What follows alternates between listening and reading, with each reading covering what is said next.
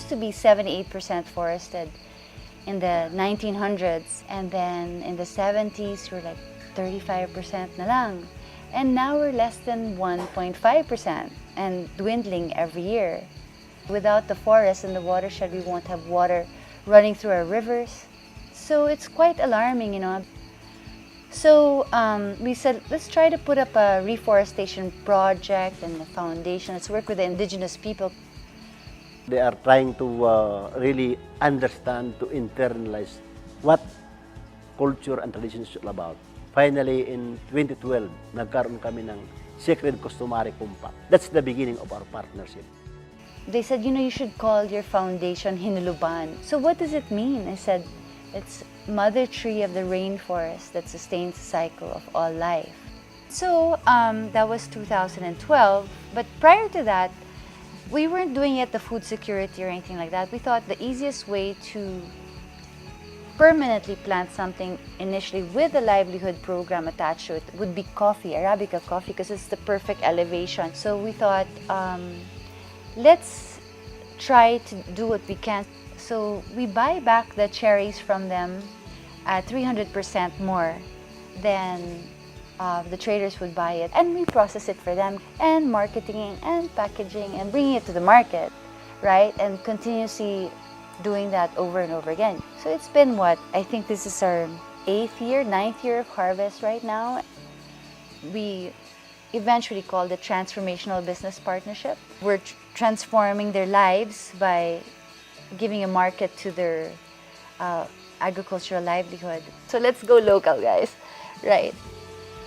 We also added this campaign called Sip and Reforest campaign. So we did Sip and Reforest. For every bag of Hineleban coffee you purchase, there's a GPS coordinate, tree ID code on the back of each pack, where when you go to our website, you can actually log in your tree code and the actual tree actually appears.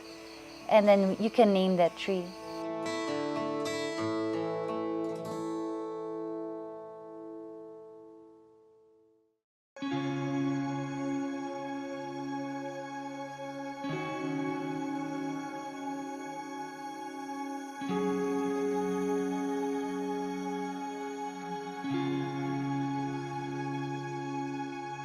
There was an impending drought coming, so they were very worried about the impending drought. They were asking for support, so I said, what kaya is a drought-resistant crop? I said cassava, corn, and Adlai. So I was like, what's Adlai? Mom, you know, they're saying it's like just like rice. They scurried off to get me some grits and brought it home, and our cooks here just fell in love with the grain. It's so versatile, and we were just so amazed with the texture and how you get full right away with even just half a cup. So it's very marketable. What's beautiful about Adlai is that aside from it tasting like rice, it's a healthier substitute than rice. Checked out a very early 1900s medical journal by the researcher here sent by the Americans, saying that this grain was tested as gluten-free and low in glycemic index. Aside from it being high fiber and good protein, it has all this nutrition that's way above at least 2-3 times more than rice. It's actually equivalent to a superfood. It's very special grain, heirloom indigenous, and the fact that it comes from the Philippines. So we have to support it. Yung Adlai, napakahalaga yon. Sabihin natin isang sagrado na crop ng tribo. Dahil may kaugnayan siya doon sa pagsasabuhay ng kostumbre at tradisyon. Yung batas katutubo. Eventually, this Adlai will become one of the crops that will really help us resolve the issue of hunger and poverty.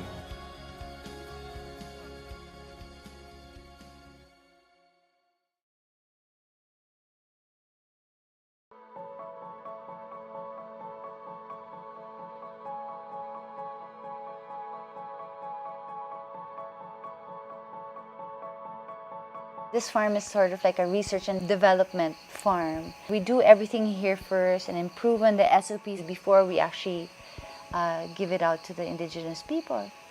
So we had to make sure, as we got the help of Nomyark and BAR, right? And I'd like to thank the enormous help of Nomyark and the DA and all the SOPs that they've researched all these years. It's been 11 years, I think, of the BAR researching it, so that was very helpful for us. And thanks for keeping the seeds, Nomyark.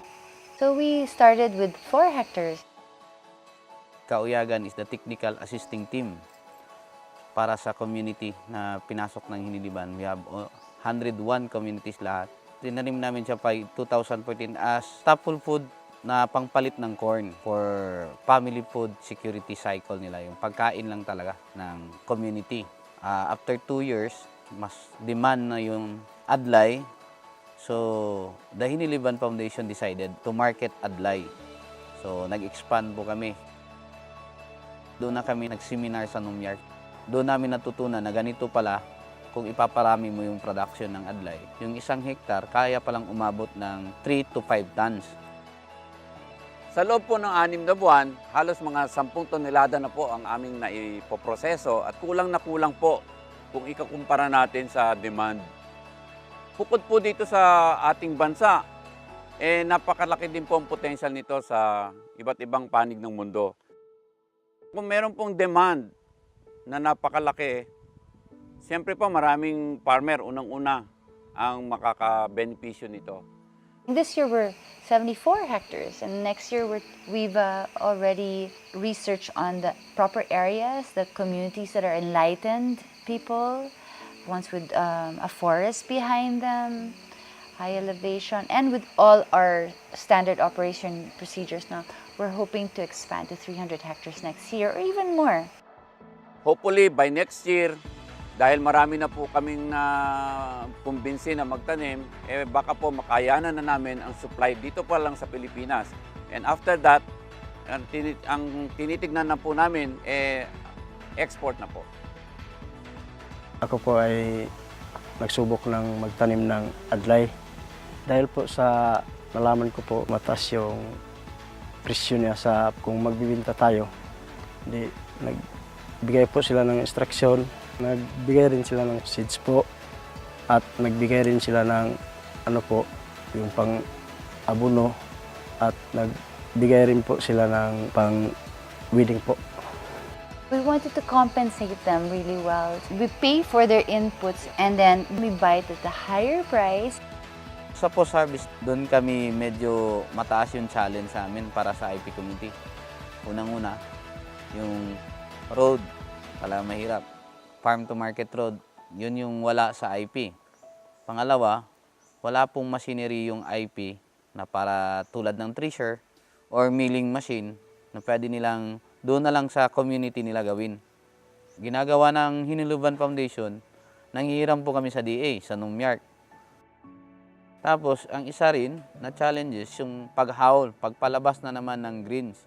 We don't wait for them to come to us. We go to them and truck it back, and then we process it.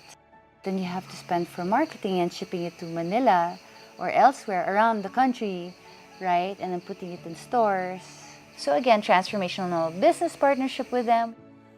Yung Adlai ngayon, nasubukan ko na tumaas pa yung kita ko. Yung kinita ko sa 0.3 hectares, may 32,000. Bukod sa nabinta kong Adlai, nakakuha pa ako ng profit sharing. Nakakatulong na yan kasi estudyante ko, mayroon akong ibibigay dyan ng allowance. So, 2 estudyante ako. Nakabili ako ng baka sa yung nabinta ko na Adlai. Meron pang naiwan para bumalik doon sa farm ko. Ngayon, sa Adlai, papalawakin pa yan ng Adlai para dagdag kita yan sa farmer. Without the farmers, we won't have Adlai, so why not share the profit with them? We need our farmers. We need them. Our farmers are our lifeblood. So is the water that streams down. And it's all really because of the trees. So since 2012, we've already planted 4.4 million trees and standing, no? Did an actual audit last January. 2017. And it's just amazing to me that the more you restore the mountain ranges and work with the people teach you, and also the mountain range teaches you, like what's good for us, right? It restores the watershed, it makes the rivers clean, it gives livelihood to the people. But not just sustainable livelihood, we want sustainable disposable income. We want to deal with them to actually uplift their lives, and while we're uplifting also the environment, right? So that's our commitment to them. That's a commitment of Hineleban Foundation.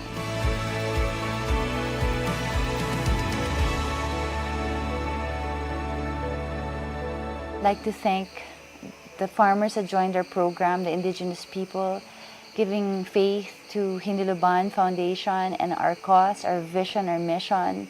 We always have to give hope for the future, because we only have one life to live. We have only one earth that was given to us, right? So we have to work together for this earth, for the next generation.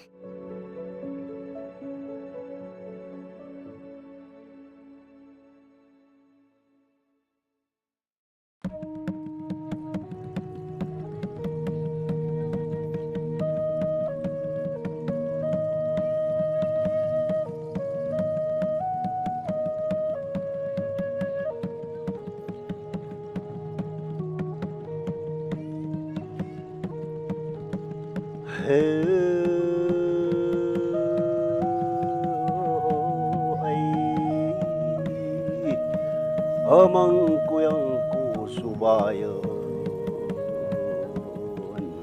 sa pagano'y hasib walaan aman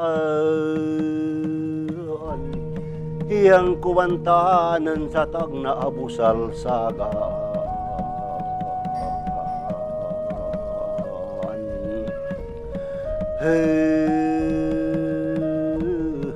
yan mangkun sa paganay asibwala na yan sa tagna busal sagan. So yan mangkunatanaman humatipo una Adlai yan mangkunahimulahan humagampong habulong kaay ba di ko tagawahan haan di ko taglinduangan haan taglikaw sa lalag ko kumapayo-ayuan sa digbalubog hutod sa digbaog gumi dalan pa kaya asudong kuda tao